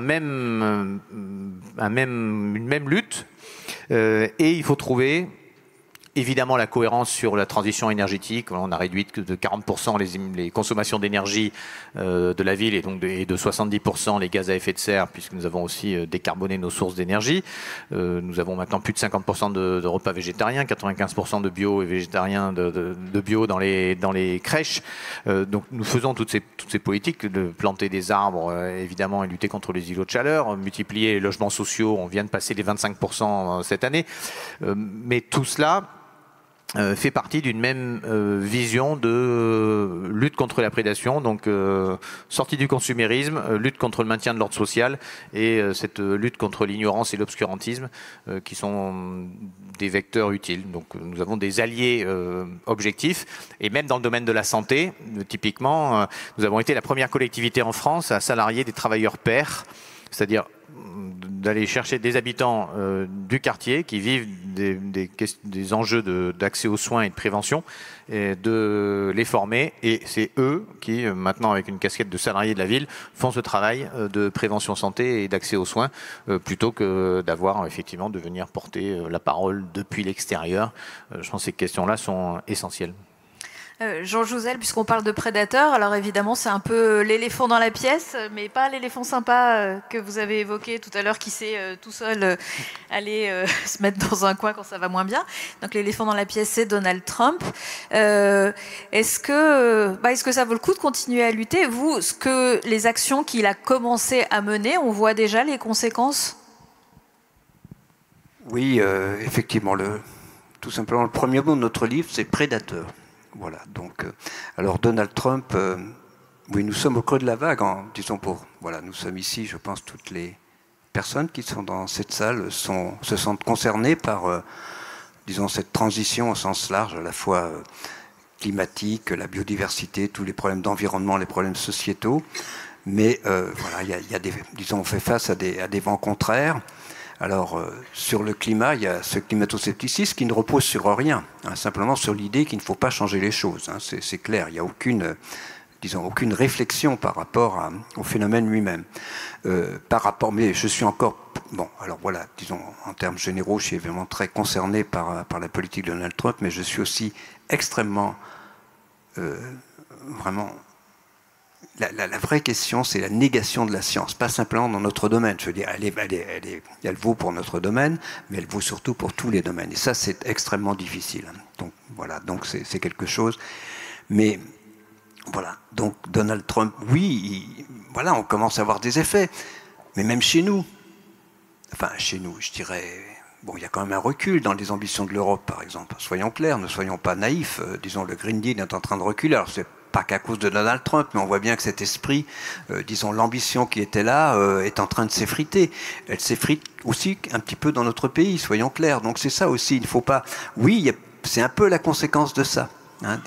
Donc il n'y a pas cet enthousiasme au niveau, ce regard vers la neutralité climatique, par exemple, au niveau planétaire. Donc, mais malgré tout ça, ce que j'aimerais donner, c'est quand même, alors, je ne suis pas naïf, vraiment la situation est difficile, mais c'est un message d'espoir, c'est-à-dire qu'il y a encore beaucoup de choses à faire, et c'est ça qu'il faut garder en tête. Et il y a beaucoup de choses à faire en termes d'organisation de la société, en termes de recherche, d'innovation. Donc il y a peut-être pas beaucoup de jeunes ici, mais il y en a quand même.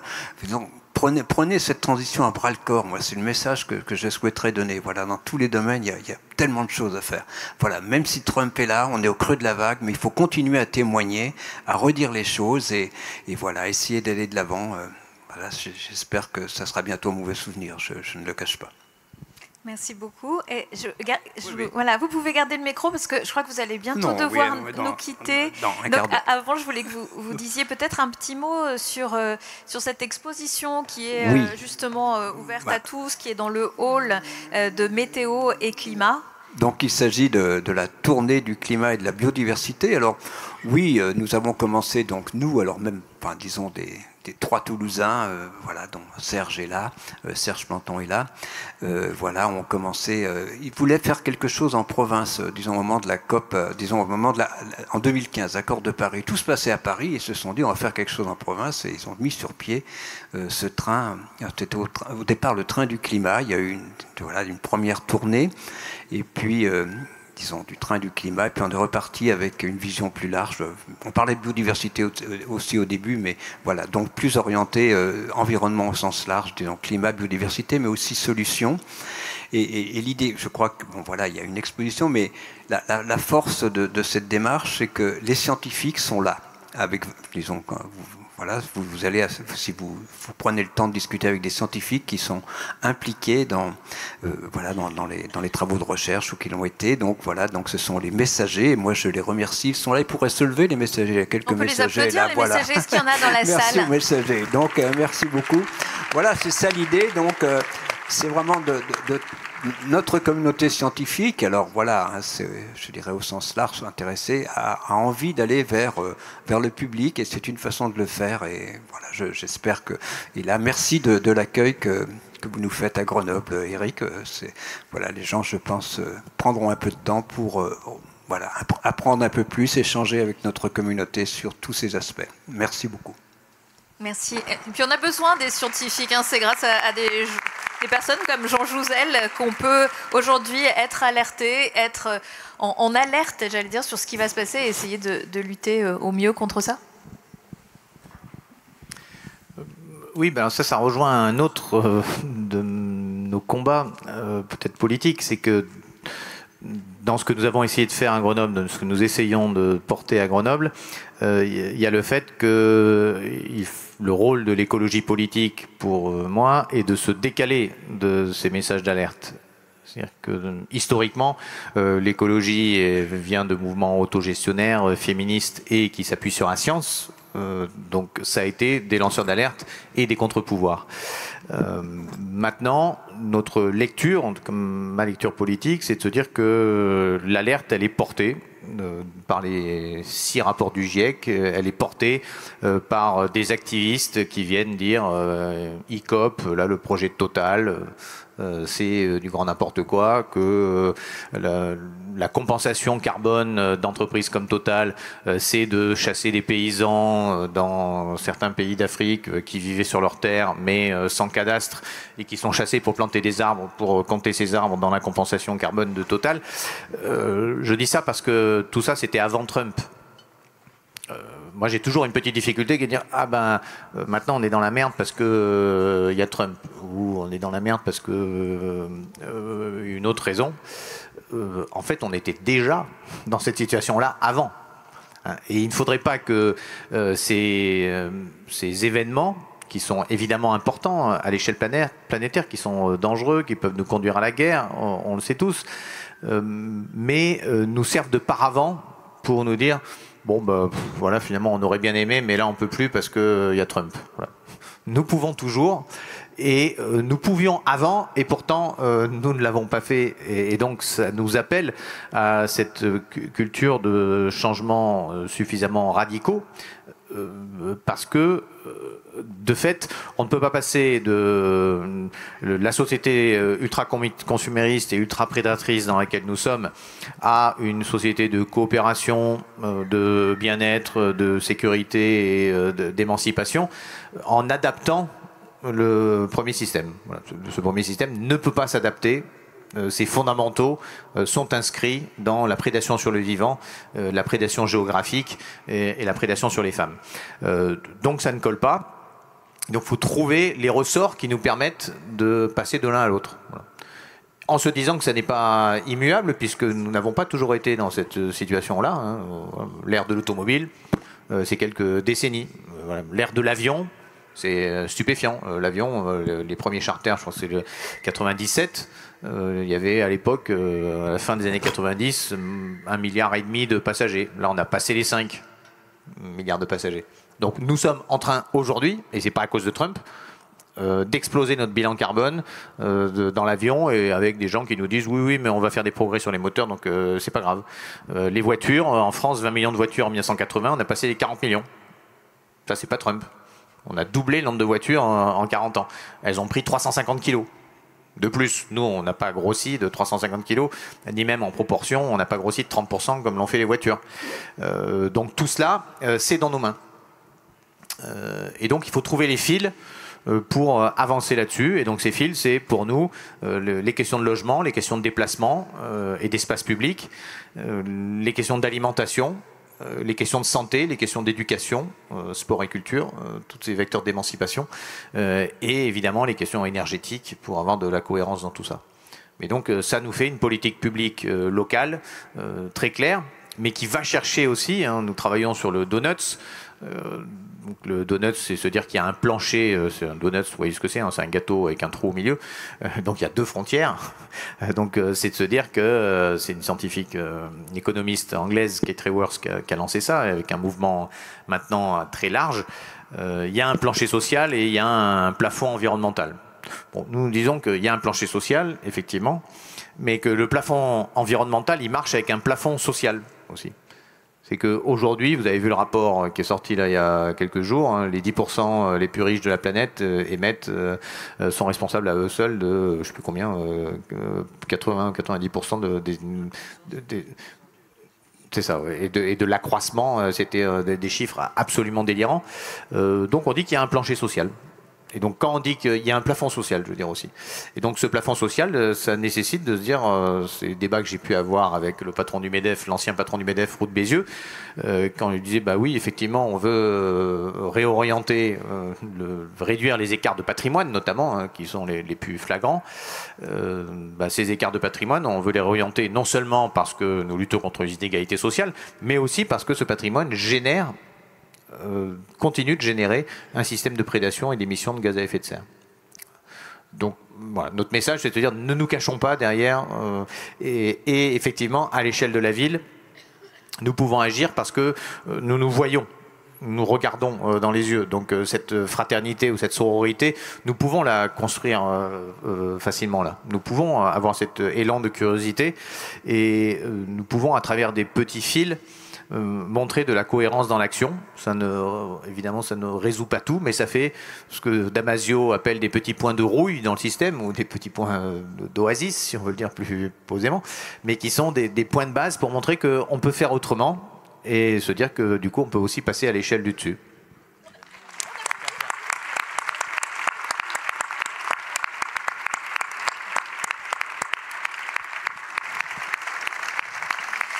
Fatima Wassak, vous vouliez réagir à propos sur cet échange de la prédation et Moi, je partage cette idée que l'écologie, c'est un projet politique qui demande une volonté politique, qui demande une vision politique, de dessiner des horizons. Et il y a plein de verbes comme ça qu'on a mobilisés, des verbes d'action, de mise en mouvement, de dynamique, etc. Moi, je partage cette définition de l'écologie. L'écologie, elle tombe pas du ciel. Voilà, elle s'ancre en fait dans un projet politique. Et alors, on a parlé d'un éléphant dans la pièce, Trump. Voilà, et on l'a évoqué. On a dit à quel point, effectivement, il pouvait produire chez nous des effets de sidération et d'impuissance politique. Bon. Mais il y a un deuxième éléphant dans la pièce, il faut le dire, c'est le génocide actuellement à Gaza. Et ça, on ne peut pas le contourner.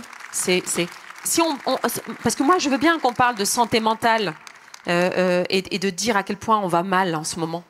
Parce que effectivement, je suis sûre qu'on est nombreuses ici à aller mal. Aller mal dans notre capacité à agir, à réagir. Parce que c'est vrai qu'on nous dit, mais il faut bouger, il faut lutter contre le réchauffement climatique, il faut lutter contre le racisme, contre le patriarcat, allez, bougez-vous, soyez citoyens, soyez société civile. Mais il y a un génocide là en direct, et pas n'importe quel génocide. C'est des dizaines de milliers d'enfants qui sont massacrés, qui ne sont pas considérés comme des enfants. C'est-à-dire qu'en plus, il faut supporter le fait que ces enfants soient considérés comme des dommages collatéraux, comme le résultat du droit de se défendre. Et en plus, il y a une complicité de l'État français. On ne peut pas simplement dire non mais ça se passe loin d'ici. Bon, c'est malheureux. Et des génocides, il y en a déjà eu, et c'est bien malheureux, mais c'est comme ça, et il faut que nous, on continue à avancer. Non, nous sommes engagés, nous, ici. La France est partie prenante de ce qui se passe aujourd'hui à Gaza, de ce qui se passe aujourd'hui en Palestine. On ne peut pas éluder, on peut pas renvoyer ça d'un revers de main en disant non mais on ne peut pas faire grand-chose là-bas. C'est malheureux, mais on ne peut pas faire grand-chose, continuons à avancer. C'est ça, être partie prenante, c'est ne pas agir, c'est être partie prenante. Mais déjà, c'est de dire ce qui se passe. On devrait en parler matin, midi et soir. On devrait. Là, je regardais ce matin sur les pages du Monde, mais il y a quasiment rien. Alors que par ailleurs, sur les réseaux sociaux, on voit des corps décharnés, on voit un génocide par famine. Je me souviens qu'en novembre 2023, le président colombien comme le président brésilien, Lula, parlait déjà de génocide à l'époque et disait déjà qu'en Colombie, au Brésil comme en Palestine, nous étions tous concernés de la même manière parce qu'il s'expérimentait à Gaza ce qui pouvait nous arriver. En termes technologiques, c'est de nouvelles manières d'exterminer, de nouvelles manières de tuer, de nouvelles manières d'écraser. Et ça ne peut pas nous laisser indifférents. Nous sommes visés aussi, en fait. Donc, il y a des dizaines de milliers d'enfants, encore une fois, qui ont été massacrés. Et ça continue. Et ce qui se passe là-bas nous concerne. Il faut qu'on se dise que les enfants palestiniens, ce sont nos enfants, en fait. Et ça existe dans les quartiers populaires. Tout à l'heure, vous me demandiez, mais fin du monde, fin du mois. Je vous disais, mais la fin du monde, on y pense aussi. Et quand on pense fin du monde, on pense à Gaza. Et dans les quartiers populaires, on y pense comme... Et je suis sûre, ici aussi. Mais simplement, on ne nous laisse même pas la possibilité de le dire, ça.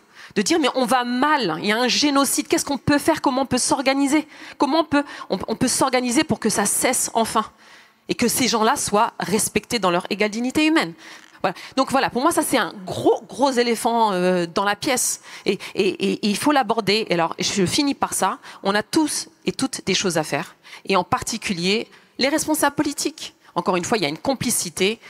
À partir du moment où rien n'est fait pour faire cesser cette ignominie, il y a complicité de toute façon. Là, il se trouve que pour ce qui concerne la France, l'État français, il y a une complicité qui est active, notamment en termes sécuritaires et militaires.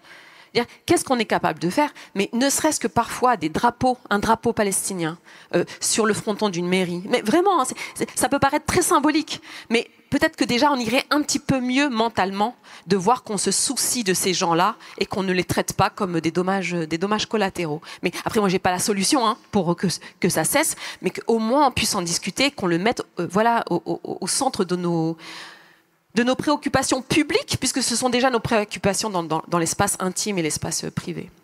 Merci. Et si je peux me permettre, sur le site du Monde, j'ai vu hier une petite vidéo qui montrait à Rafah, voilà, un avant-après, où avant c'était vert, il y avait des jardins, il y avait des immeubles, et aujourd'hui c'est tout rasé, il n'y a plus que de la terre, et il ne repousse rien pour voir l'horizon et la mer, puisque voilà.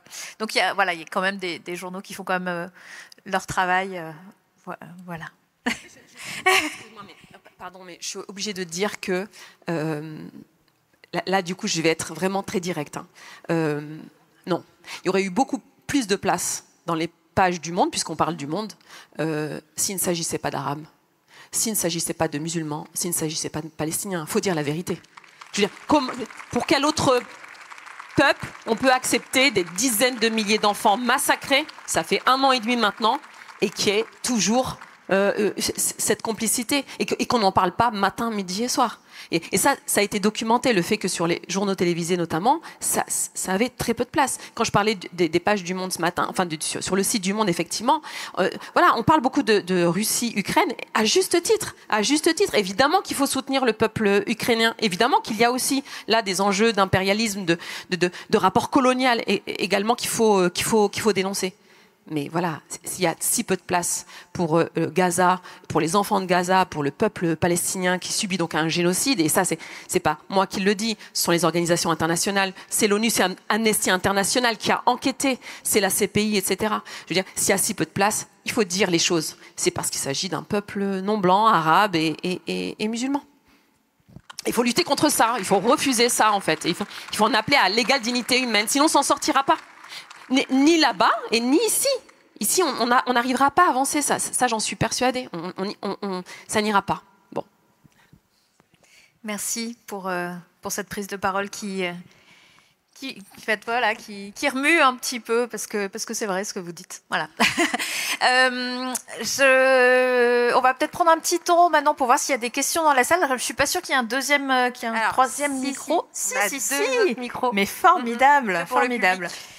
Donc nos 2 intervenants sont encore là pendant quelques minutes, et si des personnes souhaitent les interpeller, poser une question, alors une question plutôt rapide, pas 12 questions, pas un monologue, mais voilà, ils seront un plaisir de vous répondre. Ah oui, alors visiblement il y a quelqu'un par là-bas. En tous les cas, merci de vos précisions, de votre franc-parler, qui fait plaisir à entendre dans ce monde où il y a quand même beaucoup de choses qui sont sous-jacentes et qu'on ose dire.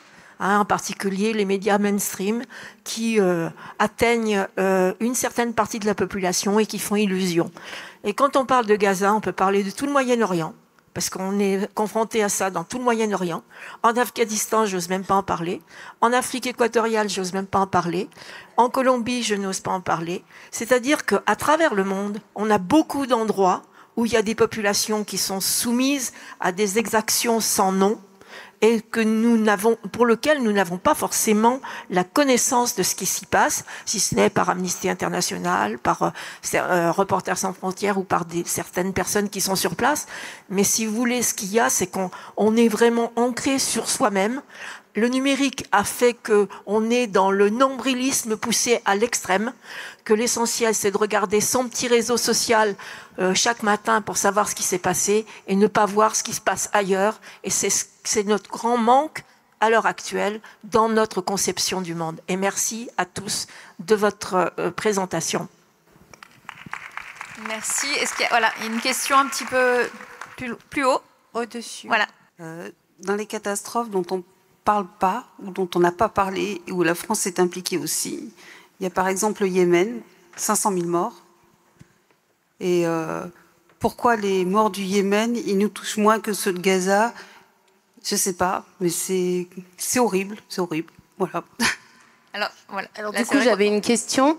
Madame Moissac, vous aviez un petit papier avec des pistes d'action. Est-ce que vous pourriez nous les dire pour qu'on parte avec des choses positives et stimulantes, s'il vous plaît? Oui, allez-y. Oui, c'est vrai. J'avais noté des petites bricoles.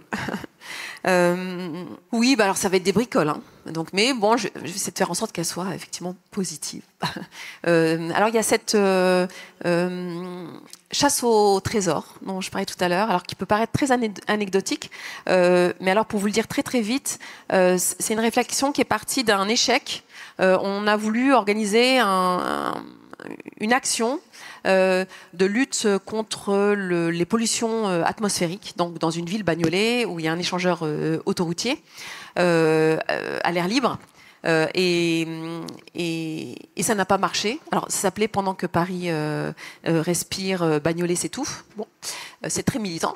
Et ça n'a pas marché. Alors, c'était juste après les Gilets jaunes, notamment parce que les personnes qui vivaient dans les quartiers populaires, en fait, voyaient là un projet de bobo complètement déconnecté. Les gens avaient besoin de leur voiture. Enfin, il y avait ce discours-là qui nous était opposé à nous, donc écologistes. Il s'agissait d'un projet écologiste. Et donc, on a réfléchi et on s'est dit, bon, on va la faire autrement. Et on va pas arriver avec nos gros sabots idéologiques.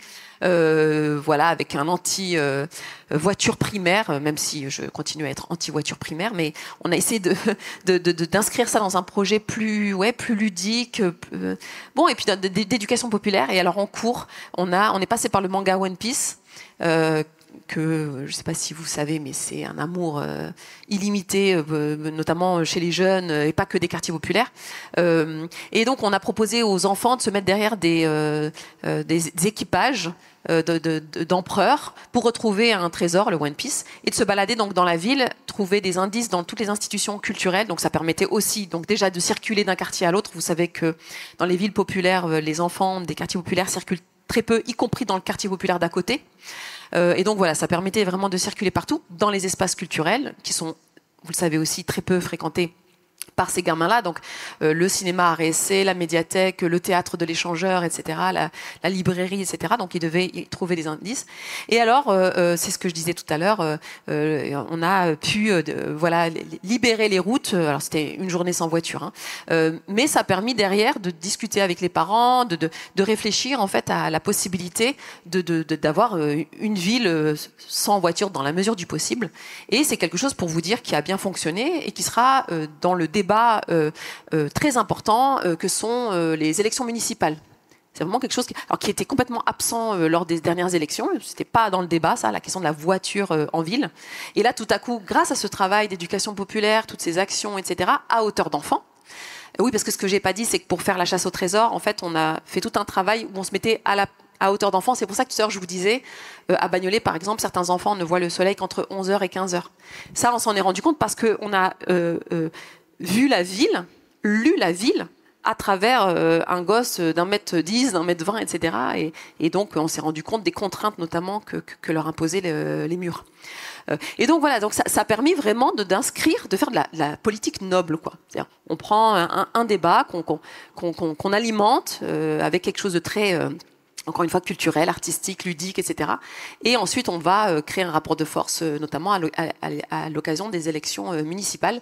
Voilà, élections municipales, mais ça, je pense que vous êtes certainement convaincues, qui sont absolument centrales, importantes. Voilà, tous les citoyens, citoyennes que nous sommes, voilà, nous devons être engagés au maximum, même si on ne se présente pas nous-mêmes, hein, sur les élections municipales. Il y a tellement à faire, il y a tellement d'enjeux, de compétences. Voilà. Donc voilà, ça c'est un des exemples dont je voulais parler, que j'ai un petit peu évoqué tout à l'heure, mais que je complète là. Bon, voilà, j'avais noté aussi des choses en termes culturels, en fait. J'ai le temps ou oui. On peut en reprendre un petit. Ouais. On peut en reprendre un petit, puis après peut-être on pourra parler 14 juillet avec Eric. Donc Bagnolet, c'est une ville que j'aime beaucoup, hein, parce que c'est le rapport affectif que je peux avoir, j'imagine, comme vous aussi, si vous êtes ici de Grenoble. Mais alors, voilà, peut-être que c'est très très subjectif ce que je vais vous dire, mais Bagnolet, c'est bien parce que c'est une ville de gauche, et ça se voit quand vous êtes à Bagnolet, en fait. Alors, c'est pas grâce à la municipalité actuelle, hein, c'est une municipalité assez classique, le PS classique. Hein. Donc bon, voilà, il n'y a rien de révolutionnaire là-dedans. Mais c'est une ville qui a été communiste très très longtemps. Et alors, c'est génial, on parlait des enjeux de santé publique tout à l'heure. Par exemple, à Bagnolet, vous avez un centre de santé public, enfin géré par la ville, centre municipal, et ça c'est l'un des vestiges, en fait, l'héritage en fait de ce communisme local. Il y a aussi à Bagnolet un conservatoire, mais mes enfants par exemple font de la musique, et en fait voilà, pour vous dire très concrètement, je paye 15 € par trimestre pour que mes enfants puissent faire du solfège, de la guitare, de la danse classique, etc., etc. Bon, bah ça c'est grâce aux communistes quoi, qui ont dit voilà, non, on a les envolées lyriques dont je parlais tout à l'heure, révolutionnaires, bon, bah, ils ont mis en application et ça donne des choses encore aujourd'hui très très belles d'ailleurs que beaucoup souhaitent complètement démanteler, mais c'est maintenu. Et alors, je parlais de la dimension culturelle qui paraît très très symbolique, mais on s'est battu il y a quelques années pour que la médiathèque de Bagnolet se nomme Frantz Fanon. Et c'était pas l'époque où Fanon c'était la hype, ça passait sur France Culture et tout. Hein, Fanon à l'époque. Il y a un film qui est sorti. Oui, il y a un film et puis surtout voilà, maintenant Fanon c'est quand même quelqu'un de reconnu de plus en plus.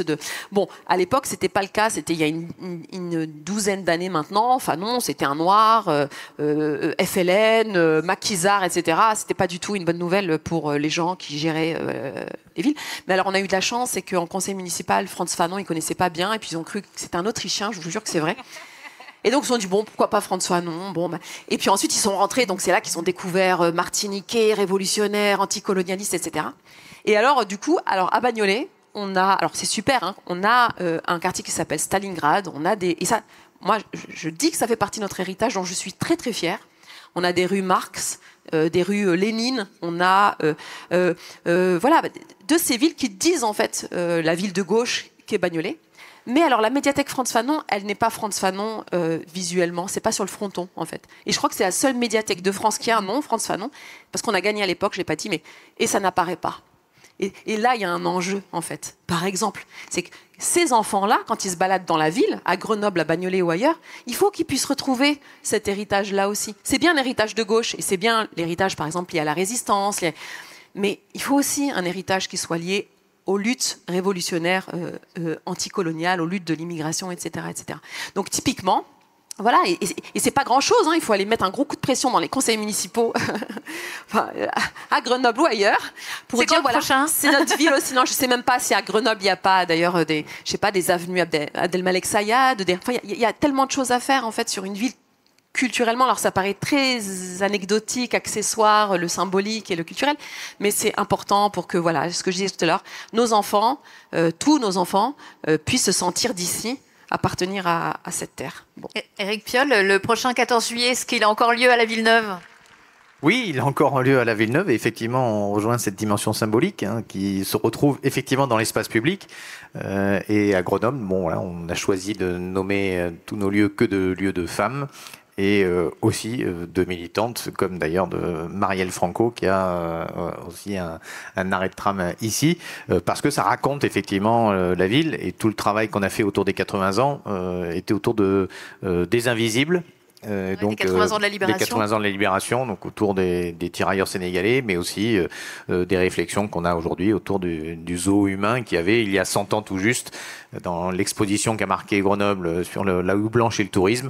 Il y avait un zoo humain, et donc venir percuter notre quotidien aujourd'hui avec cette histoire-là, qui est à la fois l'histoire de notre musée, dont le deuxième conservateur était un esclave affranchi, mais aussi de ce zoo humain, et aussi de aujourd'hui cette volonté de marquer l'espace public, tout en faisant aussi des politiques. Le conservatoire à Grenoble, je le dis, c'est l'occasion, il y a des gens, mais il a augmenté sa fréquentation de plusieurs centaines de personnes, notamment parce que nous avons des bourses de gratuité et des tarifications au quotient familial qui permettent d'en faire un objet qui soit accessible à toutes et tous.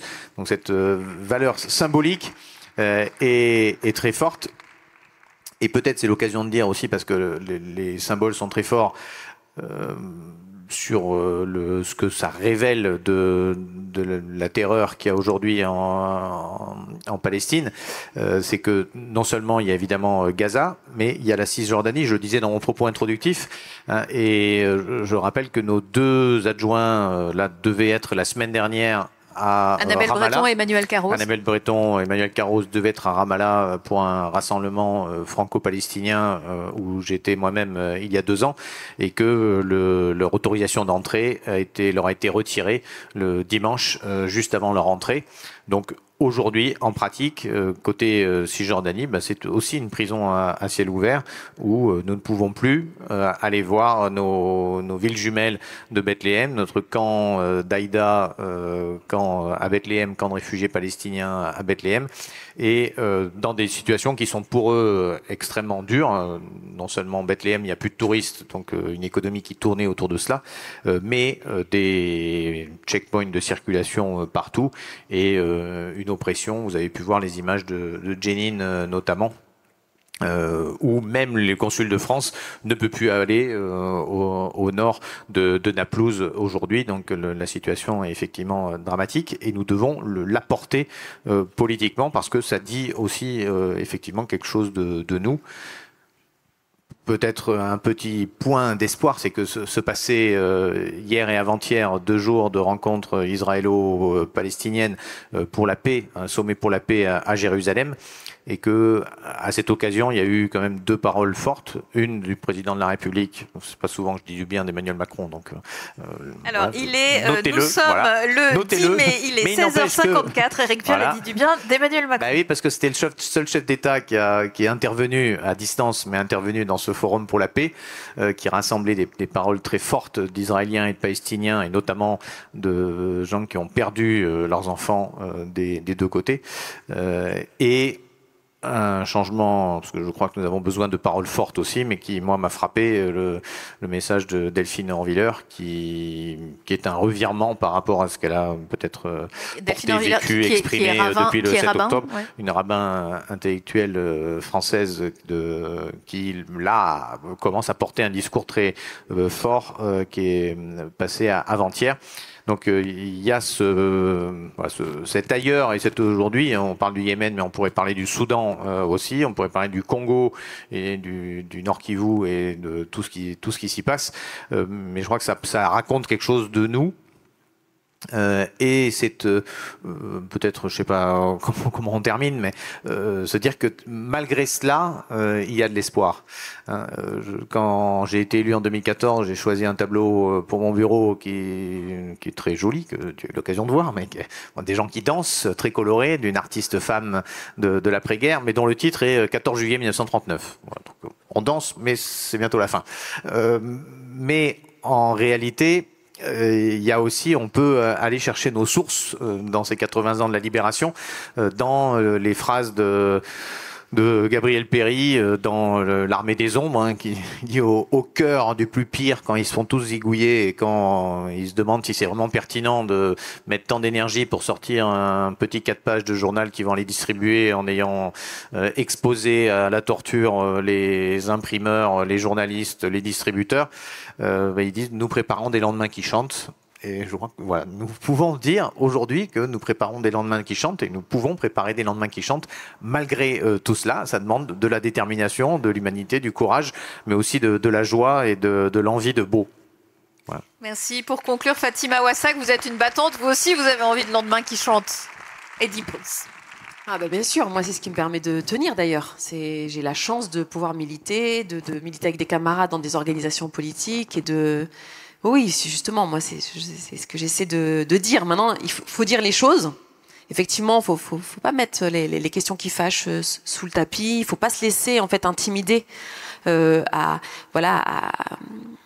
euphémiser, à édulcorer, etc. Faut dire les choses. Mais oui, il faut avancer, il faut s'organiser, trouver des solutions, pas rester isolé. Et... Ouais.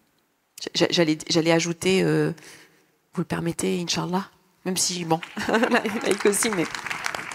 Merci beaucoup à tous les deux. On pense aussi à Jean Jouzel. Merci.